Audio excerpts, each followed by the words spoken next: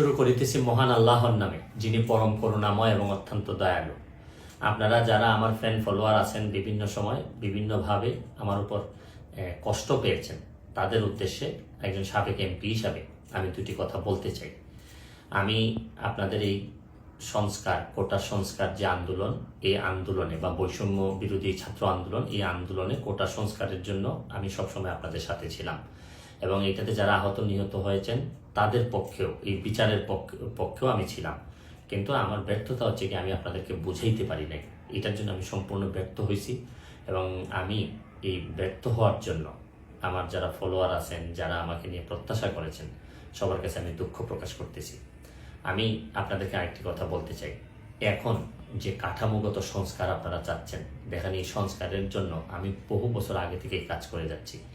আপনারা দেখেন এই দুর্নীতির বিরুদ্ধে যুদ্ধ গত 15 বছরে আপনারা যে 2-3 জন মানুষ দুর্নীতির বিরুদ্ধে সোচ্চার ছিলেন, এর মধ্যে হয়তো আমাকে একজন আপনারা পাবেন। আপনারা জানেন যে আমি এস আলমের বিরুদ্ধে নিজে বাদী হয়ে মামলা করছি টাকা পাচারের জন্য। আপনারা জানেন যে আওয়ামী লীগের বর্তমান কমিটির যিনি প্রচার সম্পাদক আব্দুস সুবহান গোলাপ, তার আমেরিকাতে 9 বাড়ি থাকা নিয়ে আমি নিজে বাদী হয়ে মামলা করছি। আমি পুলিশের সাবেক আইজিপি বেনজিরের বিরুদ্ধে নিজে বাদী হয়ে দুদকে মামলা করছি। মহান সংসদে আমি তার বিরুদ্ধে বক্তব্য দিছি। মতিউর যে কর কমিশনার মতিউরের বিরুদ্ধে আমি মামলা করছি। আমি সালাম মুর্শিদির বাড়ির নিয়ে মামলা করছি। আমি আপনি সালাউদ্দিন, কাজী সালাউদ্দিন যে ফুটবলের দুর্নীতি নিয়ে আমি কথা বলছি। ওসি মুয়াজ্জেমের বিরুদ্ধে আমি নিজে মামলা করছি, করে তার 8 বছরের সাজা হয়েছে ডিজিটাল নিরাপত্তা আইনে।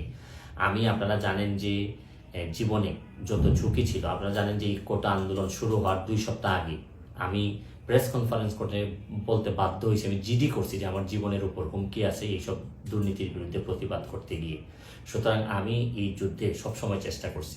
এখন আপনারা যারা যে যুদ্ধ শুরু করছেন, ছাত্র জনতার নেতৃত্বে যে যুদ্ধ, এই যুদ্ধে আমি মনে করি যে দুর্নীতির বিরুদ্ধে যুদ্ধ, এই যুদ্ধে আমি আপনাদের সবসময় আমি আপনাদেরকে দোয়া করি যে আমি যতদিন আসি চেষ্টা করে যাব দুর্নীতির বিরুদ্ধে এই যে যুদ্ধ, এই যুদ্ধে সবসময় শরীর থাকার আমার জায়গা থেকে আমি চেষ্টা করব। এই বলে আজকের মতো বিদায় নিচ্ছি। ভালো থাকুক আমার বাংলাদেশ, ভালো থাকুন সবাই। ধন্যবাদ।